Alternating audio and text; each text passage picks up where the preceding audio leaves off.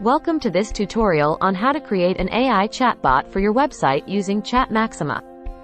First, you need to sign up for a free account on ChatMaxima's website. To create a new chatbot, click on the sidebar and then select Bots to create chatbot. Next, you need to enter a name for your chatbot. Then, you need to choose the bot type. Now, you can choose the bot visibility.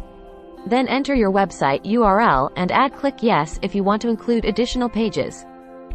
Now you can click on the Train My Data button to start the training process.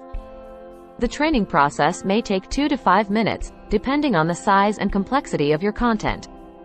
You can see the progress of the training on the screen. When the training is complete, you will see a preview link to test your chatbot. You can also see the script that you need to copy and paste into your website to integrate your chatbot. You can test your chatbot by typing your questions and seeing how it responds.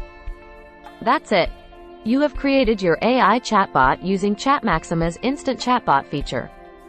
You can now enjoy the benefits of conversational marketing and support your customers anywhere, anytime. Try it today and see the difference for yourself.